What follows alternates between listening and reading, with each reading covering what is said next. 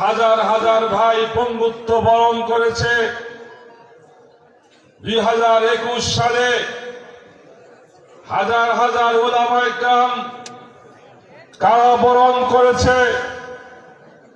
সব শেষে এসে জুলাই আগস্টে ছাত্র জনতার গণ অভ্যুত্থানের মাধ্যমে খুনি শেখ হাসিনার পতন হয়েছে এবং খুনি শেখ হাসিনা এই বাংলাদেশ থেকে পালিয়ে তার পূর্ব দেশ ভারতের কুলে গিয়ে আশ্রয় নিয়েছে।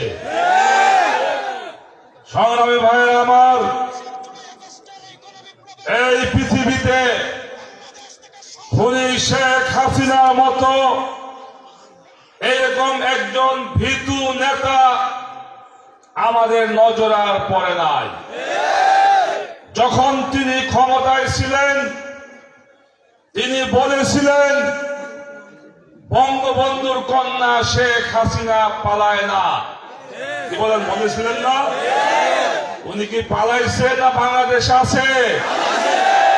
পালাইছে, অর্থাৎ তার কথা মিথ্যা প্রমাণিত হয়েছে। আমরা দেখেছি এই দেশে এরশাদের পতন হয়েছে, এরশাদ কারাগার বেছে নিয়েছিল, দীর্ঘ 6 বছর কারাবরণ করেছে। আমরা দেখেছি বেগম খালেদা জিয়ার পতন হয়েছিল, সেও কারাগার বেছে নিয়েছিল, কিন্তু খুনি শেখ হাসিনা তার দলের নেতাকর্মীদেরকে সাগরে ভাসিয়ে দিয়ে তার পরিবারের সদস্যদেরকে নিয়ে তিনি নিরাপদ আশ্রয় দেশ ছেড়ে পালিয়ে গিয়েছে। সংগ্রামী ভাইয়েরা আমার, দ্বিতীয় কথা হলো আজকে 5 আগস্ট এই দেশ পুনরায় বিজয় লাভ করার পরে আজকে একটি মহল দ্রুত নির্বাচনের জন্য উঠে পড়ে লাগছে।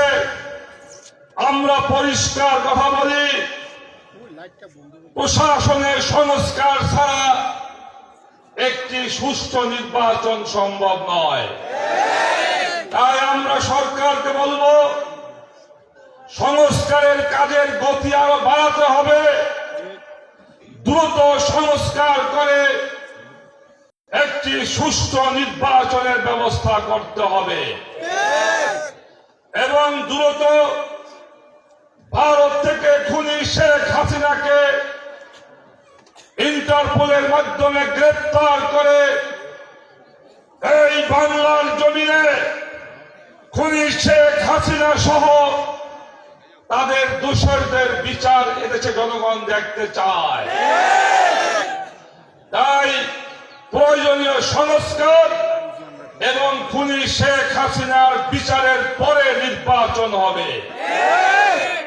সর্বশেষ কথা, আজকে আপনারা যারা এই চা বাগানে কাজ করেন, আপনারা শ্রমিক, ইসলামের শ্রমিকের অনেক মূল্য আছে, ইসলামের শ্রমিকের অনেক মূল্য আছে। হাদিসে নবী সাল্লাল্লাহু আলাইহি ওয়াসাল্লাম বলেছেন, শ্রমিকের ঘাম শুকানোর আগে শ্রমিককে তোমরা ন্যায্য মূল্য দিয়ে দাও। কিন্তু বর্তমান যেই বিধানে দেশ চলে, এই বিধানে বহু শ্রমিক তার ন্যায্য মূল্য থেকে বঞ্চিত থাকে। আমরা পরিষ্কার বলতে পারি, যদি এই বাংলার জমিনে কোরআনের শাসন ব্যবস্থা কায়েম করা যায়, খেলাফত রাষ্ট্র ব্যবস্থা কায়েম করা যায়, তাহলে প্রত্যেকটি শ্রমিক তার ন্যায্য অধিকার ফিরে পাবে। তাই আমি আহ্বান করব, এই চা বাগানগুলোতে প্রতিটা ইউনিটে ইউনিটে, প্রতিটা মহল্লায় মহল্লায় আল্লামা মামুনুল হকের নেতৃত্বে আগামীর সুন্দর বাংলাদেশ গড়ার লক্ষ্যে আপনারা বাংলাদেশ খেলাফত মজলিসের কার্যক্রমকে এগিয়ে নিয়ে যাবেন, এই আশা ব্যক্ত করে আমার বক্তব্য শেষ করছি। খোদা হাফেজ। বাংলাদেশ জিন্দাবাদ। বাংলাদেশ খেলাফত মজলিস জিন্দাবাদ। আল্লামা মামুনুল হক জিন্দাবাদ।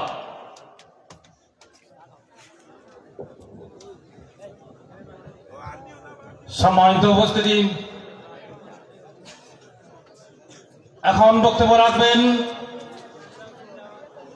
বাংলাদেশ খেলাফত মজলিসের কেন্দ্রীয় অভিভাবক পরিষদের সদস্য, জামিয়া আনোয়ারুল কোরআন রাজনগরের প্রিন্সিপাল শেখ ইমাম ফরিদ আহমদ খান। শেখ ইমাম ফরিদ আহমদ খান।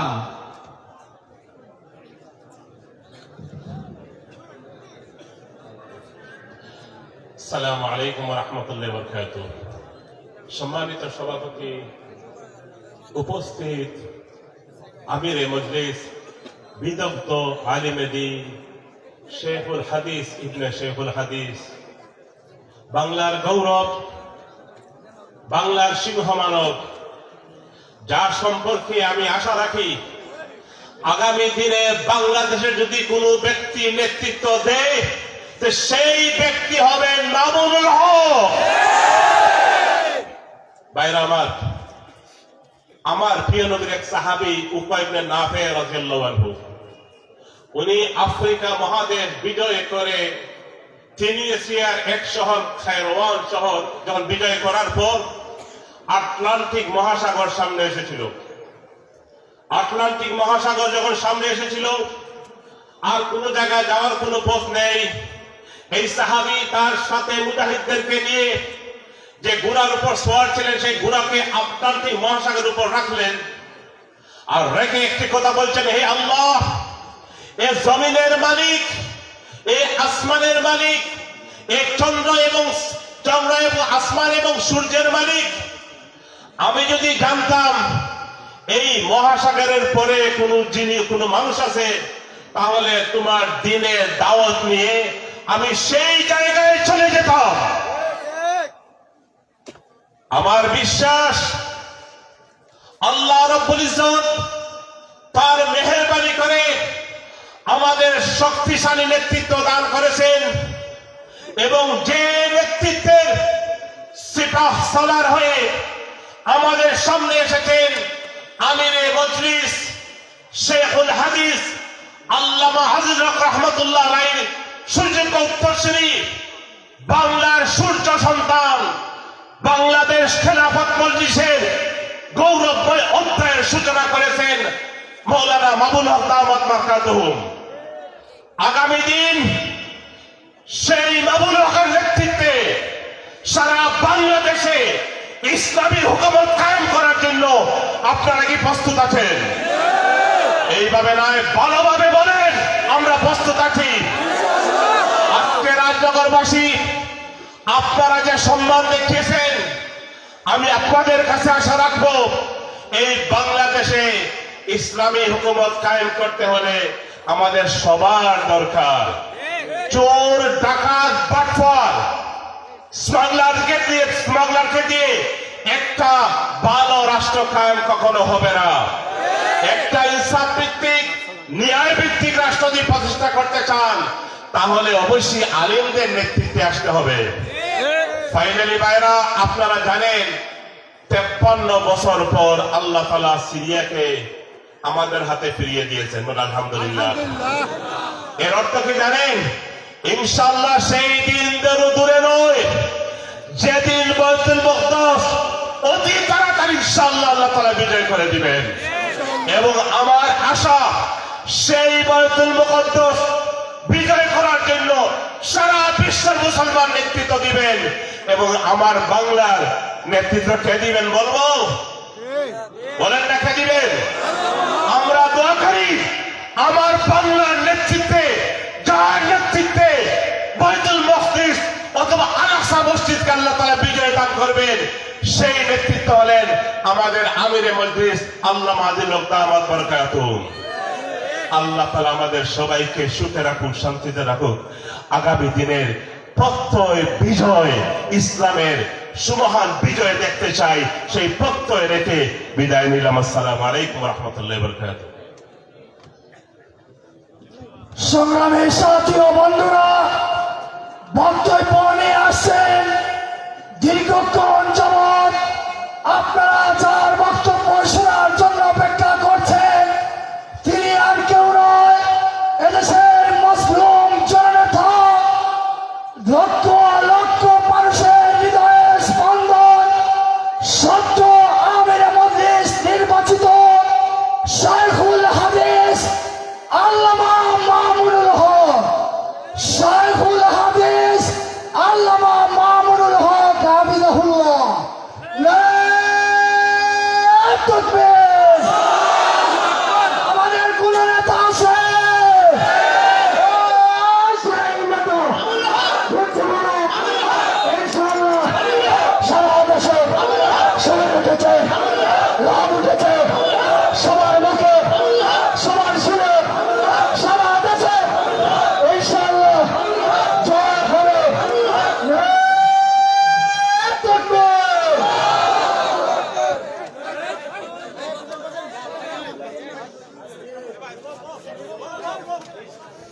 السلام عليكم ورحمة الله.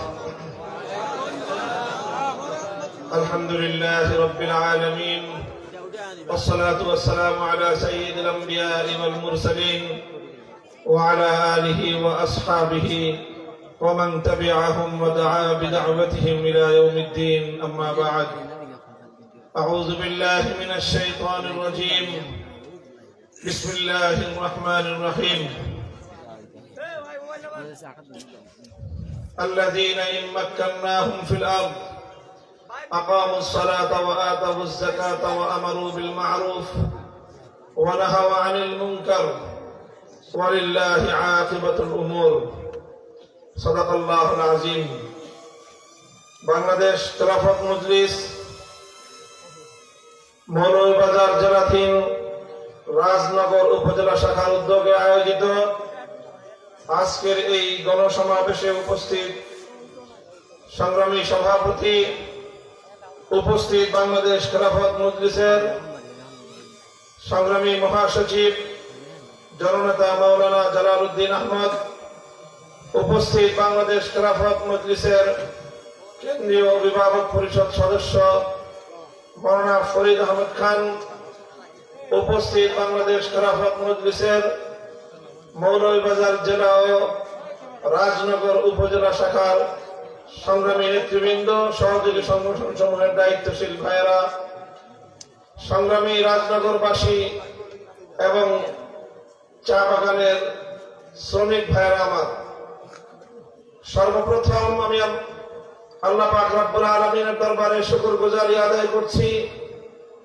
যিনি আমাদেরকে এদেশের মানুষের বুকের উপর চেপে বসা নব্য ফেরাউন স্বৈরাচারী ফ্যাসিবাদী জালিম শেখ হাসিনা সরকারকে উৎখাত করে দিয়ে এদেশের মানুষকে মুক্ত আকাশে শান্তির নিঃশ্বাস গ্রহণ করার সুযোগ করে দিয়েছেন।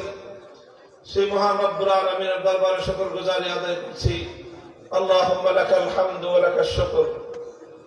এরপরে আমি আজ আপনাদের এই প্রত্যন্ত অঞ্চল, শ্রমিক অধ্যুষিত, চা বাগান অধ্যুষিত এই অঞ্চলের সর্বস্তরের শ্রমিক জনতাকে আমি আন্তরিক অভিনন্দন জানাচ্ছি যে আপনারা আল্লাহর জমিনে আল্লাহর খেলাফত প্রতিষ্ঠার এই সংগ্রামে সামিল হয়ে একটি নতুন দৃষ্টান্ত স্থাপন করলেন এবং আমার দেশের নিপীড়িত, অধিকার বঞ্চিত কৃষক শ্রমিকদেরকে আল্লাহর দিন বিজয়ের এই অব্যাহত সংগ্রামে আপনারা পথ নির্দেশনা দিয়ে পথ প্রদর্শকের ভূমিকা পালন করবেন।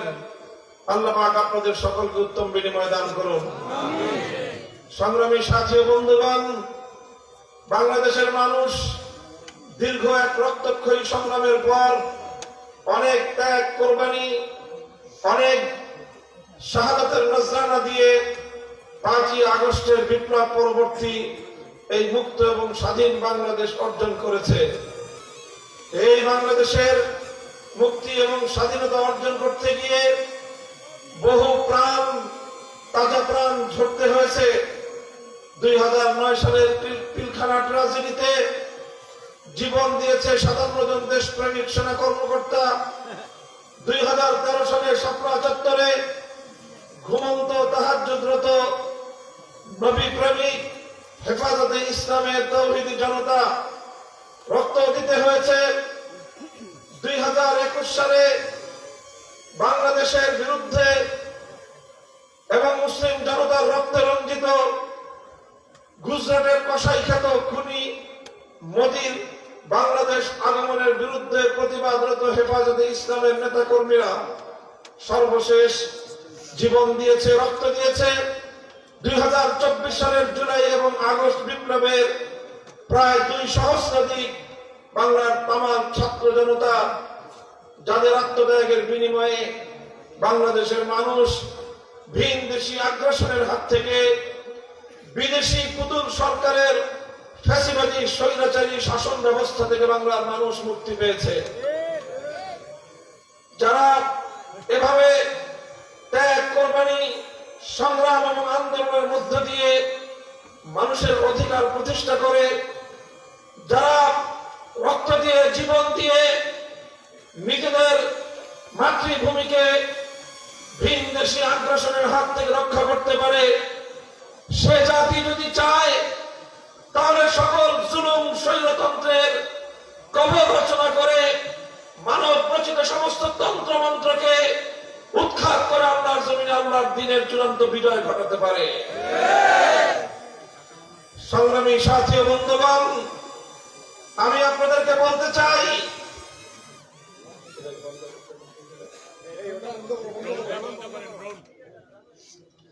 সংগ্রামী সাথী ও বন্ধুগণ, আপনারা শ্রমিক জনতা অধিকাংশই এখানে। ইতিহাস বলে যুগে যুগে আল্লাহ পাক রব্বুল আলামিন যে সকল নবী রাসূল প্রেরণ করেছেন, তারা দুনিয়াতে আগমন করে কায়েমি স্বার্থবাদী গোষ্ঠীর বিরুদ্ধে লড়াই করেছেন। যারা সমাজের অধিকাংশ মানুষের অধিকার ক্ষুণ্ণ করে, অধিকাংশ মানুষের উপর জুলুম নির্যাতন চালিয়ে গুটি কয়েক মুষ্টিমে অল্প কিছু মানুষ আঙ্গুল ফুলে কলা গাছ হতো, নিজেরা শত মানুষের অধিকার হরণ করে নিজেরা শুধুমাত্র নিজেদের আখের গোছানোতে ব্যস্ত থাকত। সেই কায়েমি স্বার্থবাদী মিথ্যাবাদী জালিম শ্রেণীর বিরুদ্ধে নবী রাসূলদের সঙ্গে যারা সঙ্গ দিয়েছেন, যারা সংগ্রামে আত্মনিয়োগ করেছেন, অধিকাংশ ক্ষেত্রেই তারা সমাজের দরিদ্র জনগোষ্ঠী, তারা সমাজের নিপীড়িত অবহেলিত জনগোষ্ঠী। তারা যখন সত্যের সন্ধান পেয়েছে, মিথ্যাকে ছেড়ে সত্যকে তারা গ্রহণ করেছে।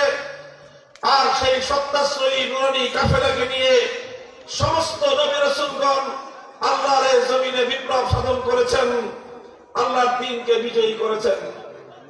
সর্বশেষ আমাদের নবী মুহাম্মদুর রাসূলুল্লাহ সাল্লাল্লাহু আলাইহি ওয়াসাল্লাম, তিনি যখন জাহিলিয়াতের পূর্ণ অন্ধকার সেই যুগে একটি কায়েমি স্বার্থবাদী গোষ্ঠীর কুক্ষিগত সমাজ, পবিত্র আরবের ভূমি বাইতুল্লাহর নগর মক্কা শরীফে তিনি আগমন করেন।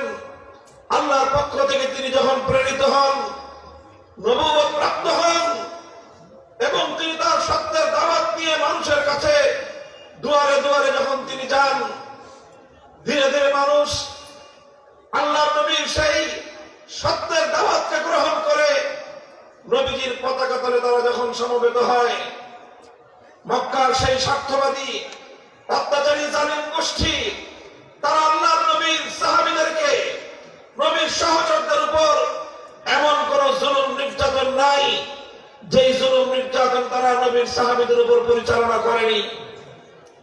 এমনকি তারা পৃথিবীর বিভিন্ন দিকে দিকে আল্লাহর নবীর এই ইসলামের অগ্রবিজনকে রুখে দেওয়ার জন্য ষড়যন্ত্রের জাল বুনেছিল।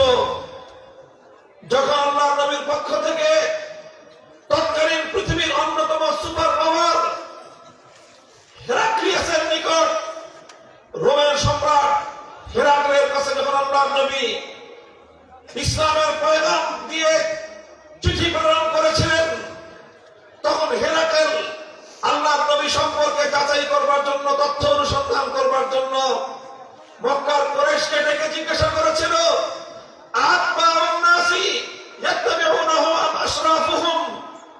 মুহাম্মাদের অনুসরণ কারা করে?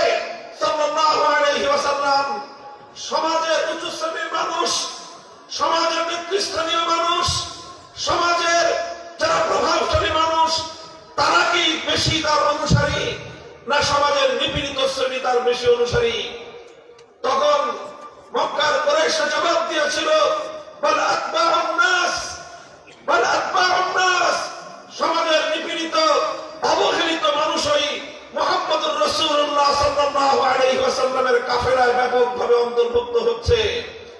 তখন হেরাকেল মন্তব্য করেছিল, ওয়া কাযালিকা আতবাউন নাস ইয়াত্তাবিউনা আল-আম্বিয়া, এভাবেই যুগে যুগে সমাজের নিপীড়িত অবহেলিত মানুষরাই সর্বযুগে নবী রাসূলদের মিশনকে অগ্রসর করার জন্য তারা নবী রাসূলদের সঙ্গে যোগদান করেছে। প্রিয় শ্রমিক ভাইরা আমার, তাই আজ আমি বলতে চাই, আজ সারা পৃথিবীকে নতুন আরেকটি জাহেলিয়াত গ্রাস করে নিয়েছে। আমাদের এই সমাজ, আমাদের এই প্রিয় মাতৃভূমি বাংলাদেশ, এই সোনার সবুজ বাংলাদেশ, এই বাংলাদেশেও সমস্ত অশান্তি, সমস্ত জুলুম, সমস্ত বৈষম্যের পিছনে রয়েছে জাহেলি সমাজ ব্যবস্থা এবং এই সমাজ ব্যবস্থার যারা সুবিধাভোগী তারা। আমরা যদি আল্লাহর দ্বীনকে আঁকড়ে ধরি, লক্ষ্য করুন, আমরা যদি পূর্ণাঙ্গভাবে ইসলামের মধ্যে প্রবেশ করতে পারি, আমরা যদি পরিপূর্ণভাবে আল্লাহর দ্বীনকে ধারণ করতে পারি, আমাদের জীবনকে যদি আমরা আল্লাহর দ্বীনের তরে বিসর্জন দিতে পারি, উৎসর্গ করতে পারি, একদিকে আমরা যেমনি ভাবে পরকালের সাফল্য অর্জন করতে পারবো, আল্লাহর সন্তুষ্টি অর্জন করতে পারবো, ঠিক একই সাথে এই পৃথিবীর বুকেও আমাদের অধিকার, নিপীড়িত বঞ্চিত মানুষের অধিকার আমরা আদায় করতে পারবো। আল্লাহর কসম খেয়ে বলি, সারা পৃথিবী জুড়ে আজকে পশ্চিমা সভ্যতা যেই বিশ্ব ব্যবস্থা গড়ে তুলেছে, যেই পুঁজিবাদী অর্থ ব্যবস্থা গড়ে তুলেছে, এই পুঁজিবাদী অর্থ ব্যবস্থা, ভোগ বিলাসের অর্থ ব্যবস্থা, এই পুঁজিবাদী অর্থ ব্যবস্থা গরিবের রক্ত শোষণ করে বড়লোকদের আরাম আয়েশের ব্যবস্থা করবার অর্থ ব্যবস্থা, আর সেই অর্থ ব্যবস্থাকেই পশ্চিমা রাজনৈতিক ব্যবস্থা পাহারা দিয়ে গোটা পৃথিবীতে জুলুমতন্ত্র কায়েম করে আছে। এই জুলুমতন্ত্রকে অবসান করার জন্য পৃথিবীতে বিকল্প কোন রাজনৈতিক বন্দোবস্ত নাই, পৃথিবীতে বিকল্প কোন অর্থনৈতিক ব্যবস্থা নাই। আব্রাহাম লিঙ্কনের গণতন্ত্র দিয়ে, সেকুলারিজমের ব্যবস্থা দিয়ে, তাদের পুঁজিবাদ দিয়ে, ক্যাপিটালিজমের ব্যবস্থা দুনিয়াকে রক্ত চোষার শোষণ ব্যবস্থা উপহার দিয়েছে। কার্ল মার্কস, মাও সেতুং, লেনিনদের সমাজতন্ত্র সেই পশ্চিমা জাহিলি সমাজ ব্যবস্থার মোকাবেলা করতে ব্যর্থ হয়েছে। আজ পৃথিবীতে পশ্চিমা সমাজ ব্যবস্থার, অর্থ ব্যবস্থার, রক্তচোষা ব্যবস্থাকে উৎখাত করবার শক্তি একমাত্র একটা ব্যবস্থার মধ্যে আছে। সেই ব্যবস্থার নাম হলো ইসলাম, সেই ব্যবস্থার নাম হলো খেলাফত ব্যবস্থা।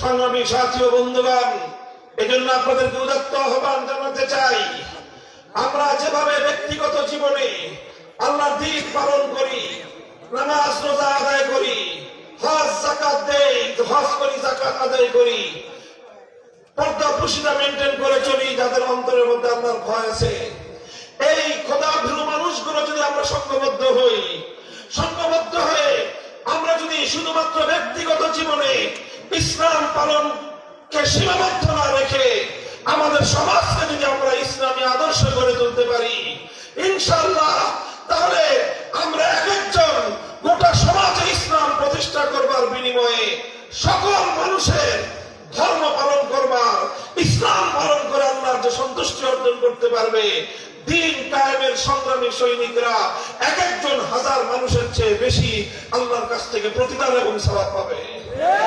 কাজে এজন্য আমি একই কথা বলছি, আসুন খেলাফত ব্যবস্থার পতাকা ধরে নিজেদেরকে আমরা সামিল করি। এই ব্যবস্থার মাধ্যমে একদিকে আমরা যেমনি ভাবে পরকালের মুক্তি নিশ্চয়তা পেতে পারি, একই সঙ্গে আমরা ইহকালীন শান্তি নিরাপত্তার নিশ্চয়তা আমরা পেতে পারি। অন্য কোন ব্যবস্থার মাধ্যমে শুধুমাত্র নেতাদের স্বার্থ উদ্ধার হয়, অন্যান্য ব্যবস্থার মাধ্যমে, প্রচলিত শাসন ব্যবস্থার মাধ্যমে কিছু মানুষের স্বার্থ উদ্ধার হয়, প্রকৃত অর্থে জনগণের ভাগ্যের উন্নয়ন হয় না। কারণ ব্যবস্থার মধ্যে, সেই সিস্টেমের মধ্যেই সেটা নাই। আছে রাষ্ট্রীয় সম্পদ চুরি করে, জনগণের অধিকার হরণ করে এক দলের পর আরেক দল লালিত পালিত হয়। আপনারা যদি লক্ষ্য করে থাকেন, আজ বর্তমানে আমি পৃথিবীর অন্যান্য দেশের কথা বলবো না, শুধু আমার এই বাংলাদেশ, আমার জন্মভূমি, আমার এই মাতৃভূমির কথাই যদি আমি বলি, আজ এখানে একটা রাজনৈতিক ব্যবস্থা প্রচলিত আছে। এই রাজনৈতিক ব্যবস্থার মূল কথাটা হলো এই, আমরা যে প্রচলিত রাজনৈতিক সিস্টেমের যাতা করে আমরা বন্দী। লক্ষ্য করে দেখবেন এই সিস্টেমটা কি, ব্যবস্থাটা কি। এখানকার ব্যবস্থা হলো এই, যারা রাজনীতির চর্চা করে, যারা রাজনীতির সংগঠন করে, যারা রাজনৈতিক নেতৃত্ব দেয়, তাদের অবস্থাটা হলো এই, 5 বছর 10 বছর 15 বছর ইনভেস্ট করো, ক্ষমতায় আসতে পারলে সব ইনভেস্ট সুদে আসলে উসুল করে নেবে। কথা বলেন ঠিক না বেঠিক? যারা রাজনীতি করে তাদের সকলেরই স্বপ্ন থাকে পার্টি ক্ষমতায় গেলে সব উসুল করে নেব। প্রশ্ন হলো, পার্টি যদি তোমার ক্ষমতায় যায়, তাহলে তুমি যে তোমার অতীতের ইনভেস্ট সুদে আসলে উসুল করবা, এই সম্পদ তোমাকে কে দেবে? কোথাও থেকে দেওয়ার বৈধ উপায় দেওয়ার কেউ নাই। উপায় একটাই, সেটা হলো রাষ্ট্রের সম্পদ চুরি করতে হবে, জনগণের সম্পদ চুরি করতে হবে, মানুষের অধিকার হরণ করতে হবে। এইভাবে রাষ্ট্রের সম্পদ চুরি করে, জনগণের অধিকার হরণ করে যারা নিজেদের ভাগ্য গঠন করে, নিজেদের আখের গুছায়, এটা তো হলো জনগণের সম্পদ চুরি করে যারা খায়। ইন্নামা ইয়াকুলুনা ফী বুতুনিহিম নারা, এটা কোনো বৈধ হালাল সম্পত্তি নয়, এই সম্পদ হলো জাহান্নামের আগুন। প্রচলিত ব্যবস্থা দিয়ে, রাজনৈতিক বন্দোবস্ত দিয়ে এইভাবে এক শ্রেণীর মানুষ তারা হারামখুরি করে, জনগণের সম্পদ চুরি করে, তারা ক্ষমতায় গেলে নিজেদের ভাগ্যের পরিবর্তন করে, আবার ক্ষমতা হারিয়ে গেলে শুরু হয় তাদের ইনভেস্টমেন্ট। তারা তাদের সাঙ্গপাঙ্গ ওদেরকে লালন পালন করে। লক্ষ্য করে দেখবেন যে রাজনৈতিক কালচার আমাদের দেশে চলছে, এই রাজনৈতিক কালচারে যারা নেতা হয়, প্রত্যেক নেতার অধীনে প্রচুর পরিমাণ ইয়াং ছেলেপেলে তারা তাদের সময় অতিবাহিত করে। 100 জন, 200 জন, 500 জন, 1000 জন যুবক ছেলে। জিজ্ঞাসা করবেন এই সকল যুবকদের প্রফেশন কি, কি তাদের কর্মজীবন, তাদের আয় ইনকামের সোর্স কি। দেখবেন অধিকাংশ এই সকল রাজনীতিতে যারা নাকি সক্রিয়, তাদের ব্যক্তিগত ইনকামের কোন সোর্স নাই। ইনকাম সোর্স কি? চাঁদাবাজি করা। ইনকাম সোর্স কি? টেন্ডারবাজি করা। এরপরে দল ক্ষমতায় গেলে বিভিন্ন টেন্ডার, সরকারি কাজ, এগুলো সব হাতায় দিবে তারা। রাস্তা করার কাজ সরকারি নেতারা করবে।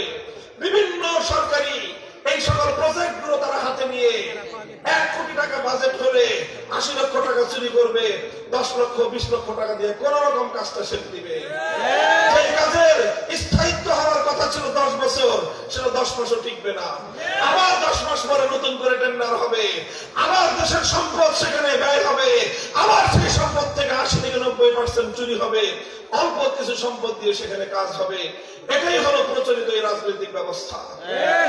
এই ব্যবস্থা পরিবর্তন করার জন্য প্রচলিত রাজনৈতিক দলগুলো কোনো কাজ করবে না, কারণ কাজ করলে, সিস্টেম পরিবর্তন করলে তাদের রাজনীতি চলবে না। এই জন্য এই ব্যবস্থার পরিবর্তন করতে হবে। অন্য কেউ আসবে না, কেউ কথা বলবে না, কেউ দায়িত্ব নেবে না। একমাত্র আল্লাহর কোরআনী শাসন ব্যবস্থা, ইসলাম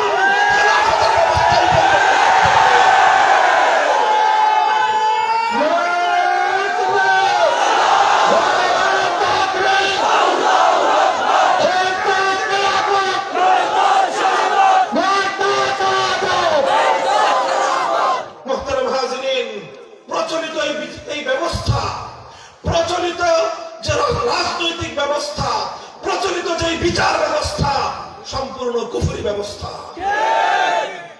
এই ব্যবস্থার অধীনে কোন মুসলমান সন্তুষ্ট থাকতে পারে না। যারা প্রচলিত এই পশ্চিমা কুফরি শাসক ব্যবস্থার অধীনে সন্তুষ্ট থাকবে, তাদের ঈমান থাকবে না। খুব কঠিন কথা এটা। কোরআন পাকের মধ্যে সূরাতুল হজ্জের 41 নম্বর আয়াতে আমার আল্লাহ বলেছেন, আল্লাযীনা ইম্মাক্কান্নাহুম ফিল আরদ আকামুস সালাতা ওয়া আতাউজ যাকাতা ওয়া আমারু বিল মা'রুফ ওয়া নাহাউ আনিল মুনকার ওয়ালিল্লাহি আকিবাতুল উমুর। আল্লাহ বলেন, আমি যদি ঈমানদারদেরকে রাষ্ট্র ক্ষমতা দেই, তখন তারা সেই ক্ষমতা দিয়ে কি করবে? আল্লাহ বলছেন, ঈমানদাররা রাষ্ট্র ক্ষমতা পেলে সর্বপ্রথম সমাজের মধ্যে আল্লাহর সালাত নামাজের বিধান কায়েম করবে। 2 নম্বর, তারা যাকাত ব্যবস্থা প্রতিষ্ঠা করবে। এই দুটোর কথা প্রথমে বলেছেন, কারণ যখন সমাজের মধ্যে নামাজকে প্রতিটি মানুষের জন্য ব্যাপকভাবে কায়েম করা হবে, নামাজের মাধ্যমে মানুষের নীতি নৈতিকতার উন্নয়ন ঘটবে, দুর্নীতির পরিমাণ কমে আসবে, সমাজে অর্থনৈতিক শৃঙ্খলা প্রতিষ্ঠিত হবে, চুরি বাটপারি কমে যাবে, ছিনতাই রাহাজানি চাঁদাবাজি মাস্তানি কমে যাবে। এই জন্য রাষ্ট্রের প্রথম কাজ হলো নামাজ বাস্তবায়ন করা। 2 নম্বর কাজ হলো যাকাত ব্যবস্থাকে প্রতিষ্ঠিত করা। যদি ইসলাম প্রদত্ত যাকাত ব্যবস্থা বাস্তবায়ন করা যায়, চ্যালেঞ্জ করে বলতে পারি, যেই সমাজে যাকাত ব্যবস্থা বাস্তবায়িত হবে, সেই সমাজে দারিদ্র থাকতে পারে না।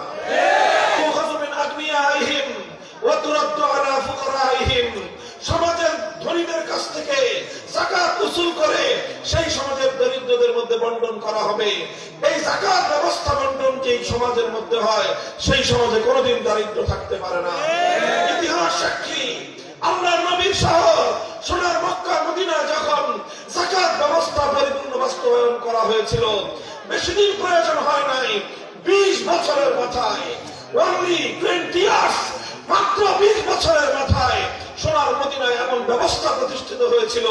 খলিফাতুল মুসলিমিন ওসমান রাদিয়াল্লাহু তাআলা আনহুর যুগে তিনি গোটা শহরে ঘোষণা করে দিয়েছিলেন, যার অভাব থাকে, যার প্রয়োজন হয়, রাষ্ট্রীয় কোষাগার খোলা থাকলো 24 ঘন্টার জন্য, যার যতটুকু প্রয়োজন হয় সম্পদ নিয়ে নাও, কাউকে জবাবদিহিতা করতে হবে না। মাসের পর মাস রাষ্ট্রীয় কোষাগারের দুয়ার খোলা থাকতো, কোন একজন অভাবী মানুষ রাষ্ট্রীয় সম্পদ গ্রহণ করার জন্য আসতো না। সেই সমাজে দেওয়ার মানুষ ছিল, নেওয়ার মানুষ ছিল না। কেন এটা হয়েছিল? কারণ আল্লাহ প্রদত্ত অর্থনৈতিক ব্যবস্থা বাস্তবায়িত হয়েছিল। হে মুসলমান, সুতরাং ইসলামী রাষ্ট্র প্রতিষ্ঠা যদি আমরা করতে পারি, আমরা যদি ইসলামী রাজনৈতিক বন্দোবস্ত বাস্তবায়ন করতে পারি, আমরা যদি আল্লাহ প্রদত্ত অর্থনৈতিক ব্যবস্থা প্রতিষ্ঠা করতে পারি, এই ব্যবস্থা প্রতিষ্ঠা, এটা হবে আমাদের জন্য জিহাদ, এটা হবে আমাদের মুক্তির নিশ্চয়তা, এটা একদিকে হবে আমাদের পরকালের মুক্তির গ্যারান্টি, আরেকদিকে এই ব্যবস্থার মাধ্যমেই শুধু আমরা নই, জাতি ধর্ম বর্ণ নির্বিশেষে প্রতিটি মানুষের জাগতিক কল্যাণ এবং তাদের প্রাপ্য সকল অধিকার নিশ্চিত হবে। মুহতারাম হাজিরিন, আজ আমাদের যে বিচার ব্যবস্থা রয়েছে, আপনারা যদি কেউ কোনোদিন দুর্ভাগ্যবশত কোনো কারণে কোন বিচারিক প্রক্রিয়ার সাথে জড়িয়ে থাকেন, আপনারা জানবেন, অভিজ্ঞ লোকেরা জানে, আজ ব্রিটিশ প্রবর্তিত এই বিচার ব্যবস্থার মূল কথা হলো এই, টাকা আছে যার, বিচার আছে তার। আপনার টাকা নাই, আপনার কাছে পর্যাপ্ত পরিমাণ উদ্বৃত্ত অর্থ নাই, আপনার নুন আনতে পান্তা ফুরায়, আপনার দরিদ্র পরিবার নিয়ে আপনার জীবন চালাতে হিমশিম খেতে হয়। আপনি 50,000, 1 লক্ষ, 2 লক্ষ, 5 লক্ষ টাকা দিয়ে নামি দামি উকিল ব্যারিস্টার ভাড়া করতে পারবেন না, আপনি মামলা লড়ে কোনোদিন জিততে পারবেন না। বলেন কথাটা সত্য না মিথ্যা? এটাই বাস্তব। অথচ ইসলাম যে বিচার ব্যবস্থা দিয়েছে, সেই বিচার ব্যবস্থায় বাদী বিবাদী কারো জন্য 1 পয়সা খরচ করবার ব্যবস্থা নাই। সত্যের কথা বাদীও গিয়ে বিচারকের কাছে বলবে, বিবাদীও তার আত্মপক্ষ সমর্থন করবে, সেখানে মধ্যস্বত্বভোগী কোন উকিল ব্যারিস্টারের প্রয়োজন হবে না। যদি যাচাই করতে হয়, তদন্ত করতে হয়, রাষ্ট্র নিজস্ব অর্থায়নে তদন্ত করবে, বাদী অথবা বিবাদীর 1 পয়সা খরচের প্রয়োজন নাই। সুতরাং সেই বিচার ব্যবস্থা বাস্তবায়ন হলে ধনী আর দরিদ্রের মধ্যে বিচার ব্যবস্থায় কোনো বৈষম্য থাকবে না। সংগ্রামী সাথী ও বন্ধুগণ, আজ বলেন আমাদের সমাজে বিচার ব্যবস্থার বৈষম্য আছে না নাই? আপনারা যারা জেলে গেছেন আমি জানি না, আমি জেলখানায় থেকেছি একাধারে 3 বছরের বেশি। বর্তমানে আমাদের দেশের জেলখানাগুলিতে কমপক্ষে 50% মানুষ এমন আছে টাকার অভাবে বড় উকিল ধরতে পারে না, এই জন্য জামিন পায় না। দেখেন, একটা মামলা হয়েছে, খুন হয়েছে, মামলায় 20 জন 25 জন আসামি, 3 জন বড় লোক, বাকি 10 জন গরিব লোক। যাদের টাকা আছে বড় বড় উকিল ধরে 1 মাস 2 মাস 5 মাসের মধ্যে জামিন নিয়ে বের হয়ে যায়। যাদের টাকা নাই বছরের পর বছর কারাগারে অন্ধকার কারাপ্রকোষ্ঠে পচে মরে, তাদের মুক্তির ব্যবস্থা নাই। কেন নাই? কারণ তাদের টাকাও নাই, বড় উকিল নাই, জামিনও নাই, তুমি জেলখানায় পচে বড়। এই হলো এই বিচার ব্যবস্থা। এই বিচার ব্যবস্থা বৈষম্যের বিচার ব্যবস্থা। এই বিচার ব্যবস্থা টাকাওয়ালাকে বিচার দেওয়ার ব্যবস্থা। এই বিচার ব্যবস্থা গরিব দুঃখী রক্ত চুষে দিনের পর দিন তাদেরকে অধিকার হারানোর বিচার ব্যবস্থা। এই বৈষম্য যখন সমাজে কায়েম হয়, সেই সমাজে আল্লাহর রহমত থাকে না।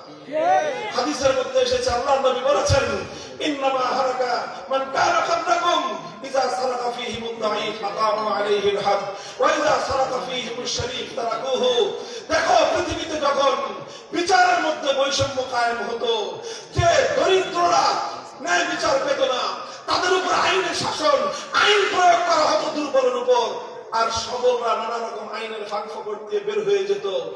এই যখন বৈষম্য তৈরি হতো, আল্লাহ একটা জাতিকে পৃথিবীর ইতিহাস থেকে ধ্বংস করে দিতেন। আজ বলেন আমাদের সমাজে এরকম ব্যবস্থা প্রতিষ্ঠিত হয়েছে কি হয় নাই? আমরা 190 বছর পর্যন্ত আমাদের পূর্বপুরুষরা তিতুমির, হাজী শরীয়তুল্লাহ, ফকির মজনু সাহারা লড়াই করে যে ব্রিটিশদেরকে বিতাড়িত করেছিল, 190 বছর যুদ্ধ করে, সংগ্রাম করে, আজাদির সংগ্রাম করে ব্রিটিশদেরকে বিতাড়িত করা হয়েছিল। ব্রিটিশরা চলে গেছে আজ 78 বছর, অথচ ব্রিটিশ প্রবর্তিত বিচার ব্যবস্থা পরিবর্তন হয় নাই। ব্রিটিশ প্রবর্তিত শাসন ব্যবস্থা পরিবর্তন হয় নাই। ব্রিটিশ প্রবর্তিত রাজনৈতিক ব্যবস্থা পরিবর্তন হয় নাই। ব্রিটিশ প্রবর্তিত শিক্ষা ব্যবস্থা পরিবর্তন হয় নাই। কাজেই আমরা শুধুমাত্র কাগজে আর কলমে স্বাধীন হয়েছি, প্রকৃত স্বাধীনতা আমরা পাই না। শুধু মানচিত্র দিয়েছে, মানচিত্র, কিন্তু প্রকৃত স্বাধীনতা আমরা পাই নাই। বলবেন, হুজুর প্রকৃত স্বাধীনতা কবে পাবো? প্রকৃত স্বাধীনতা তুমি সেদিন পাবে যেদিন তুমি ব্রিটিশ প্রবর্তিত শাসন ব্যবস্থাকে উৎখাত করতে পারবে, যেদিন তুমি পশ্চিমা ইহুদি খ্রিস্টানদের দেওয়া বিচার ব্যবস্থাকে তোমার আদালতপাড়া থেকে তুমি উৎখাত করতে পারবে, যেদিন তুমি তোমার শিক্ষাঙ্গনগুলো থেকে ব্রিটিশ প্রবর্তিত শিক্ষা ব্যবস্থাকে উৎখাত করে তুমি ধর্মপরায়ণ, তুমি আল্লাহর দ্বীন ইসলামকে বিশ্বাস করো, ইসলামের আলোকে যেদিন তুমি এগুলোকে সাজাতে পারবে, সেদিন তুমি স্বাধীন হবে। কাজে আমরা যে আহ্বান জানাই, সেটা শুধু ধর্মের আহ্বান না, এটাই স্বাধীনতার আহ্বান, এটাই আত্মমর্যাদায় বলিয়ান হওয়ার আহ্বান, নিজেদের অধিকার ফিরে পাওয়ার আহ্বান। কথা বলেন ঠিক না বেঠে? এই জন্য ভাই, খেলাফতের রাজনীতি, ইসলাম কায়েমের রাজনীতি, এটা শুধুমাত্র রাজনৈতিক ধান্দার রাজনীতি নয়, বরং এটা নিজের দুনিয়া এবং আখিরাতকে সুন্দর করার রাজনীতি। এটা হলো নিজের কল্যাণ শুধু নয়, বরং গোটা মানব জাতির কল্যাণের রাজনীতি। কাজে আসুন, আমার মেহনতি কৃষক, শ্রমিক, তাওহীদি জনতা, একবার তোমরা জেগে ওঠো, একবার তোমরা সচেতন হও। জনগণ যদি জেগে ওঠে, পৃথিবীর কোন শক্তি তাদের জাগরণকে ঠেকায় রাখতে পারে না।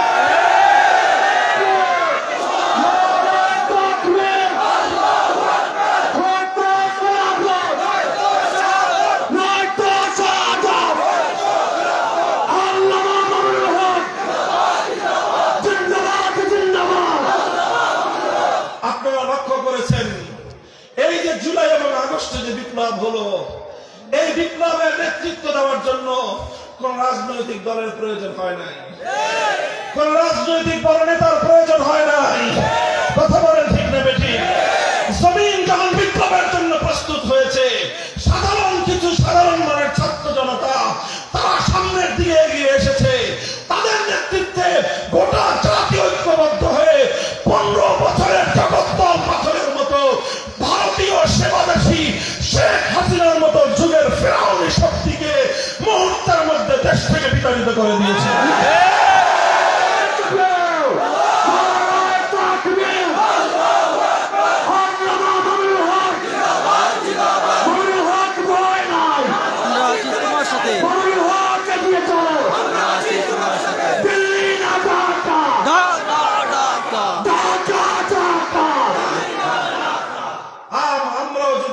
প্রস্তুত হই।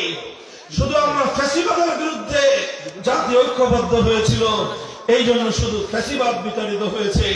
শুধু ফ্যাসিবাদ একটা সরকার বিদায় হলেই চলবে না, সেই সিস্টেমকে বিদায় করতে হবে, যেই সিস্টেমের মধ্য দিয়ে স্বৈরাচারী দালাল সরকার তৈরি হয়। আর সেই ব্যবস্থাটাই হলো পশ্চিমা এই ব্রিটিশ প্রবর্তিত রাজনৈতিক বন্দোবস্ত। এটাকে উদ্ধার করতে হবে, খেলাফতের রাজনীতি বাস্তবায়ন করতে হবে ইনশাআল্লাহ। যদি আমরা প্রস্তুত হই, ইনশাআল্লাহ গোটা পৃথিবীর অবস্থা হলো পরিবর্তন শুরু হয়েছে। খোরাসানে আল্লাহর দ্বীনের সৈনিকেরা রাশিয়া এবং আমেরিকার মতো পরাশক্তিদেরকে পরাজিত করে দ্বীনের ঝান্ডা সমুন্নত করেছে। সিরিয়ায় 53 বছরের স্বৈর শাসক বাশার আল আসাদ এবং হাফিজ আল আসাদদের ক্ষমতার তাখতে দাওয়াত ভেঙে গুড়িয়ে গিয়েছে। সেখানে আল্লাহর দ্বীনের সৈনিকদের হাতে আল্লাহ পাক বিজয়ের কেতন উড়িয়ে দিয়েছেন। খোরাসান থেকে সিরিয়া মুসলমানদের হাতে, সোমালিয়ায় উঠছে ইসলামের হেলালি নিশান, আরাকায় উঠবে ইসলামের হেলালি নিশান। এই বাংলার মীর নিসার আলী, তিতুমির এবং শাহজালালদের জনপদের মুসলমানরা ঘুমিয়ে থাকতে পারে না। শাহজালাল, শাহপরানদের সন্তানরা ঘুমিয়ে থাকতে পারে না। খানজাহান আলীর সন্তানরা ঘুমিয়ে থাকতে পারে না। ওঠো, হাত মুষ্টিবদ্ধ করো, তোমরা আল্লাহর দ্বীনের ঝান্ডা তুলে নাও, হেলালি নিশান উত্তীর্ণ করার জন্য মাঠে অবতীর্ণ হও, সমস্ত অপশক্তি পালিয়ে যাবে।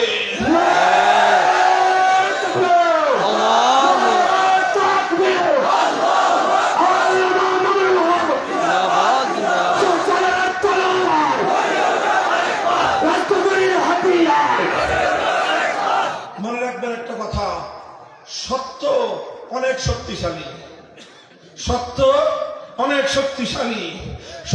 সত্যের অনুসারীরা কম হলেও তারা শক্তিশালী, মিথ্যার অনুসারীরা সংখ্যায় বেশি হলেও তারা দুর্বল।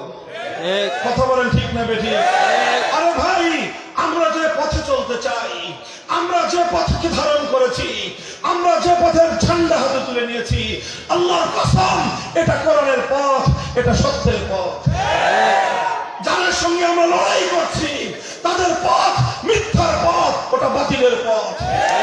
ওদেরকে পরাস্ত করার জন্য আমাদের সংখ্যা ওদের সমান হওয়ার প্রয়োজন নাই, ওদের অর্ধেক হওয়ার প্রয়োজন নাই।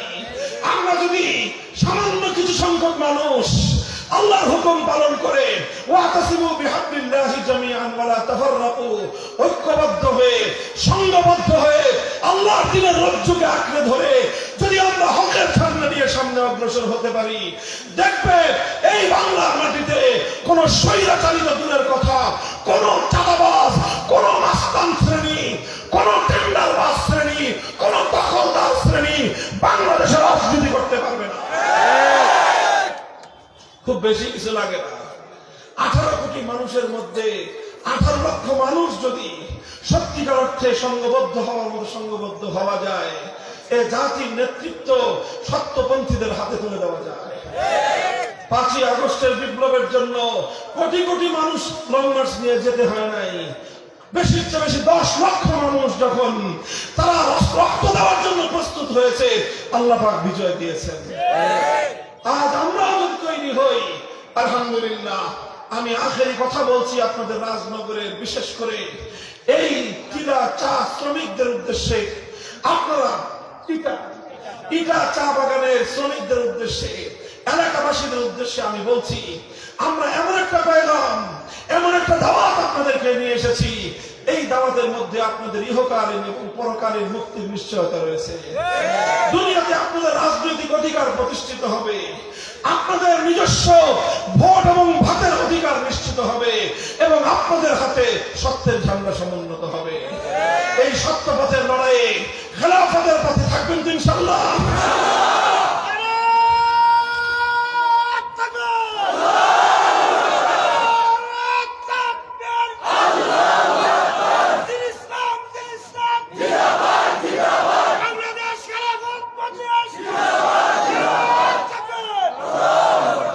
ভাই, অনেক রং তামাশা বাংলাদেশে দেখা হয়েছে, কথা বলেন।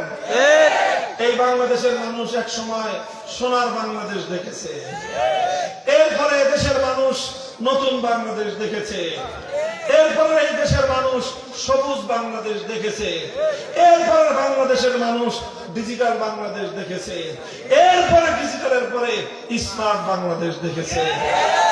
কোনো কিছু দিয়েই জাতির ভাগ্যের পরিবর্তন ঘটে নাই। এই জন্য আসুন আমরা শপথ করতে চাই, আগামীর বাংলাদেশ হবে ইসলামের বাংলাদেশ, আগামীর বাংলাদেশ হবে খেলাফতের বাংলাদেশ। সেজন্য নিজেদের সময় জানার মালার কোরবানি দিবেন তো ইনশাআল্লাহ। প্রথমে আমাদেরকে ঘাম ঝরানো পরিশ্রম করতে হবে, করবেন ইনশাআল্লাহ। এরপরে রাতে অন্ধকারে আল্লাহর দরবারে চোখের অশ্রু ছেড়ে দিয়ে সাহায্য চাইতে হবে, চাইবেন তো ইনশাআল্লাহ। এই ঘাম আর অশ্রু দিয়ে যখন আমরা শ্রম দিব, মেহনত করব, এই মাটি তখন বিপ্লবের জন্য উর্বর হয়ে উঠবে। সেই উর্বর বিপ্লবের মাটিতে বিপ্লবীরা যখন অগ্রসর হবে, বেশি প্রয়োজন নাই, শহীদি ঈদগাহে 2 লক্ষ যুবকের রক্তের প্রয়োজন হবে।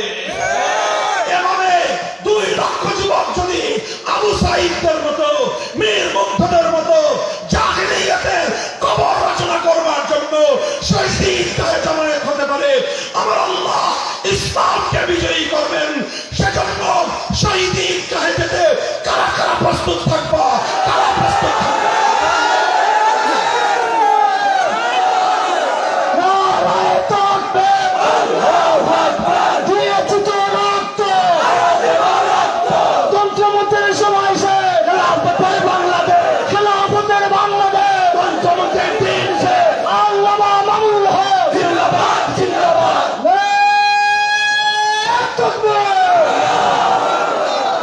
আমরা যতদিন আল্লাহর দ্বীনের পথে থাকবো, কোরআন সুন্নাহর পথে থাকবো, ততদিন আপনারা আমাদের সাথে থাকবেন ইনশাআল্লাহ। থাকবেন তো ইনশাআল্লাহ। আল্লাহ পাক আপনাদেরকে কবুল করুন, তৌফিক দান করুন। আমাদের এই প্রাণের মাতৃভূমি, আল্লাহ দেওয়া এই প্রিয় জন্মভূমি, এই মাটিতে আমরা আমাদের জীবদ্দশায় আল্লাহর দ্বীনের বিজয়, খেলাফতের রাষ্ট্র ব্যবস্থা, ইসলামী হুকুমত দেখে যেতে চাই। আল্লাহ আমাদের সেই স্বপ্ন, সেই আকাঙ্ক্ষা, সেই তামান্না আল্লাহ পূরণ করুন। সকলকে আল্লাহ পাক উত্তম বিনিময় দান করুন। সর্বশেষ আজকের এই গণসমাবেশকে অভূতপূর্ব সফল করার লক্ষ্যে আপনাদের অক্লান্ত পরিশ্রম, সময় দান এবং এই মেহনতের জন্য আপনাদের সকলকে শুকরিয়া জ্ঞাপন করে বক্তব্য শেষ করছি। ওয়া আখিরু দাওয়ানা আনিল হামদুলিল্লাহি রাব্বিল আলামিন। আসসালামু আলাইকুম ওয়া রাহমাতুল্লাহ। সুবহানাল্লাহি ওয়া বিহামদিহি, সুবহানাকাল্লাহুম্মা ওয়া বিহামদিক, আশহাদু আন লা ইলাহা ইল্লা আনতা, আস্তাগফিরুকা ওয়া আতুবু ইলাইক। আল্লাহুম্মা সাল্লি আলা মুহাম্মাদ ওয়া আলা আলি মুহাম্মাদ কামা সাল্লাইতা আলা ইব্রাহিম ওয়া আলা আলি ইব্রাহিম ইন্নাকা হামিদুম মাজিদ। ইলাহুল আলামিন, রব্বুল আলামিন, হে আল্লাহ, হে এলাকার মানুষ, হে আল্লাহ, ইটা চা বাগানের শ্রমিকদের, হে আল্লাহ, হাজার হাজার যুবক শ্রমিকরা আপনার দ্বীনের পক্ষে তারা হে আল্লাহ স্লোগান তুলল। হে আল্লাহ, জমিনে যেই সমাজের যুবকেরা কেউ আব্রাহাম লিঙ্কনের, কেউ কার্ল মার্কস, লেনিনদের পতাকা ধারণ করে, হে আল্লাহ, সেই সমাজে এই সকল ভাইয়েরা আপনার দ্বীনের ঝান্ডা সমুন্নত করেছে। হে আল্লাহ, আপনার নুসরাত এবং সাহায্যকে তাদের সামিলে হাল করে দিন।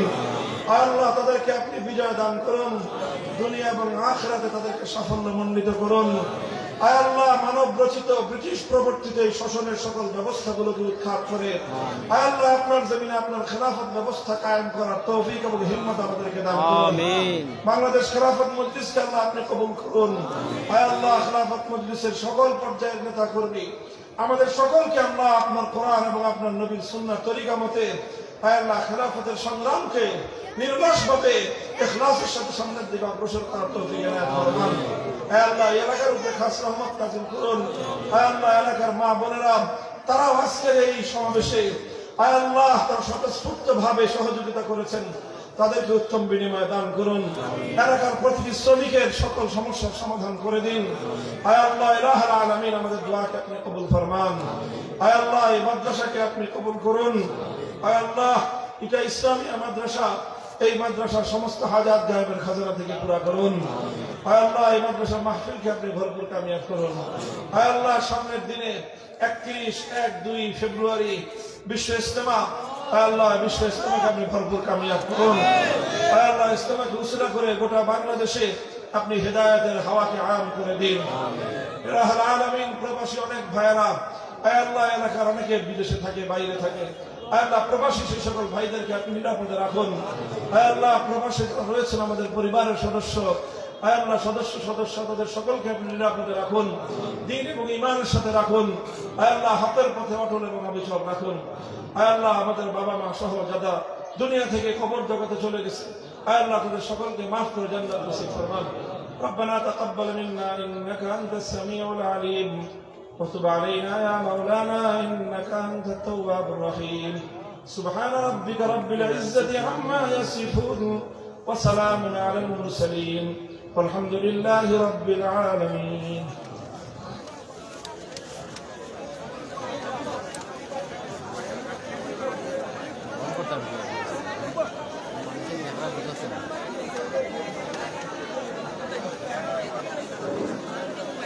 খেলাফত ছাত্র মজলিস এবং যুব মজলিসের স্বেচ্ছাসেবক দৃষ্টি আকর্ষণ করছি, হুজুর যে রাস্তা দিয়ে যাবেন ওই রাস্তা দিয়ে আর কেউ যেন প্রবেশ করতে না পারে। এবং এলাকার যত যুবক আছেন আপনারা সবাই সহযোগিতা করবেন, আমাদের আমিনা মজলিসকে গাড়ি পর্যন্ত পৌঁছার আপনারা সুন্দর ব্যবস্থা করে দেবেন। আমি অনুরোধ করব, আল্লাহর রাস্তে হুজুরের সাথে কেউ মুসাফা করার চেষ্টা করবেন না। অনেক ক্লান্ত পরিশ্রান্ত, অনেক দূর যাবেন, অনেক দূর থেকে আবার এসেছেন, এই জন্য হুজুরের অনেক কষ্ট হবে। আমি সবাইকে ধৈর্য ধারণ করার তৌফিক দান করছি আল্লাহ রাব্বুল আলামিনের কাছে। আমরা সবাই ধৈর্য ধরি, আমরা সবাই সুন্দর পরিবেশকে হুজুরকে আমরা গাড়িতে তুলে দেবো ইনশাআল্লাহ।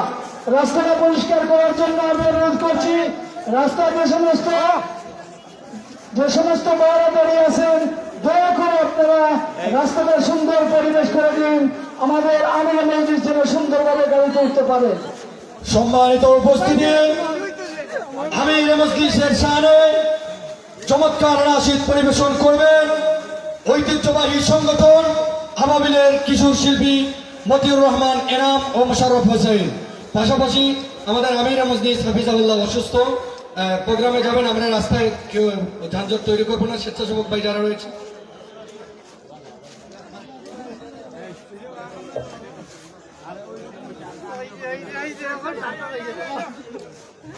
हजरत मामून हक जिंदाबाद जिंदाबाद, दुश्मनान दीन हक मुर्दाबाद मुर्दाबाद।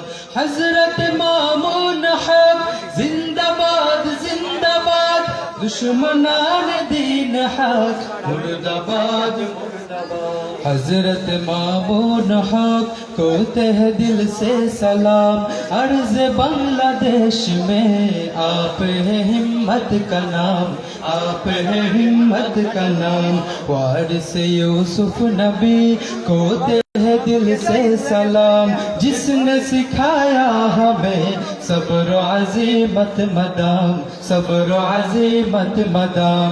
हजरत मामून हक जिंदाबाद जिंदाबाद, दुश्मनान दीन हक मुर्दाबाद मुर्दाबाद। कायद कौमे उमम को तह दिल से सलाम, कायद कौमे उमम को तह दिल से सलाम।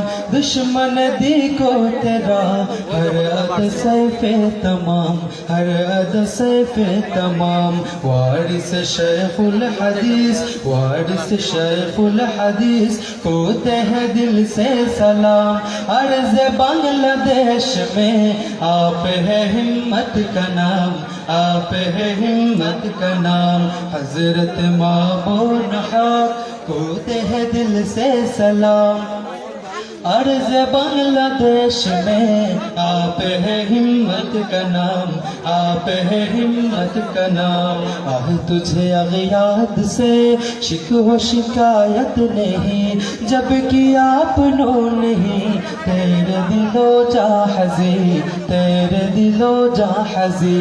रब ने लिया जो इम्तिहा, बढ़ गए उस तेरे शाह। आज सलाम कर रहा है तुझे आसमां जमीन, तुझे आसमां जमीन। हजरत मामून हक जिंदाबाद जिंदाबाद, दुश्मनान दीन हक मुर्दाबाद मुर्दाबाद हजरत मामून हक जिंदाबाद जिंदाबाद दुश्मनान दीन हक मुर्दाबाद मुर्दाबाद हजरत मामून हक जिंदाबाद जिंदाबाद दुश्मनान दीन हक मुर्दाबाद मुर्दाबाद। ধন্যবাদ আমরা ইসলামী সঙ্গীত পরিবেশন করার জন্য। আমি আবারও বলছি, আমাদের প্রিয় আমিরা মজলিস যাওয়ার বেলায় আপনারা অনেকে হাত বাড়িয়ে দিচ্ছেন। আমি সকলকে অনুরোধ করে বলবো, আপনারা কেউ হাত বাড়াবেন না, কেউ হাত বাড়াবেন না। আমি সকলকে বিনীত অনুরোধ করে বলছি, হুজুরের প্রতি আপনারা কেউ হাত বাড়াবেন না। হুজুরকে দেখা এবং হুজুরের সুন্দরভাবে দেখা, এটাই হচ্ছে হুজুরের দোয়া। আপনারা কেউ হুজুরের প্রতি হাত বাড়াবেন না। আপনারা